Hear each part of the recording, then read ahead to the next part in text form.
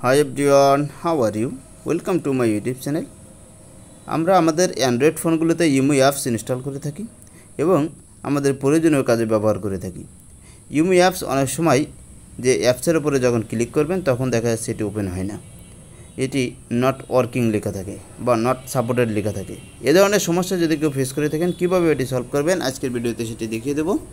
এর জন্য যে কাজটা করতে হবে, প্রথমে আপনার মোবাইলের ডিসপ্লেতে আসতে হবে এবং যে সেটিং আইকন আছে সেটিং আইকনে ক্লিক করতে হবে।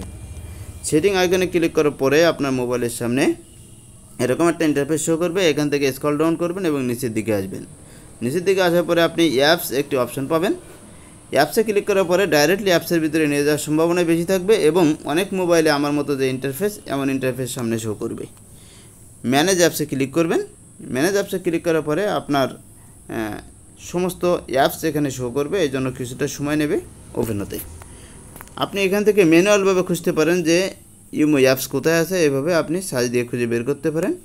আর যদি আপনার এত সময় না থাকে তাহলে ওপরের দিকে দেখবেন সার্চ একটি অপশন আছে, এই অপশানে ক্লিক করবেন এবং টাইপ করবেন ইমো।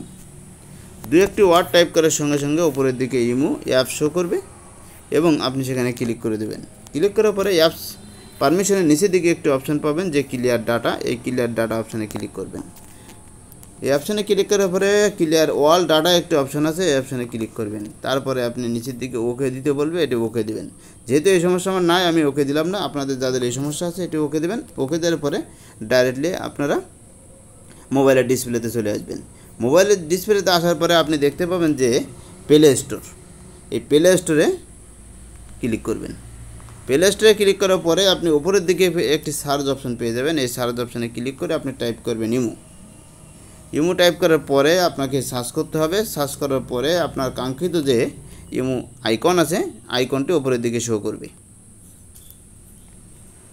উপরের দিকে শো করার পরে আপনি দেখতে পাবেন যে এরকম এখানে আপডেট চাবে, এখানে আপনাকে আপডেট করতে হবে। আপডেট দেওয়ার মাধ্যমে আপনার যে প্রবলেম আছে প্রবলেমটি সলভ হয়ে যাবে। যেহেতু আমার এই সমস্যা নাই, আমি এটি আপডেট দিলাম না। আপনাদের যাদের এই সমস্যা আছে আপনারা আপডেট দিয়ে ডিসপ্লেতে চলে আসবেন। ডিসপ্লেতে আসার পরে যে ইমো আইকন আছে, ইমো আইকনে ক্লিক করবেন। দেখবেন যে ডাইরেক্টলি আপনারা ইমোর ভিতরে চলে যাবেন এবং প্রয়োজনীয় কাজ করতে পারবেন।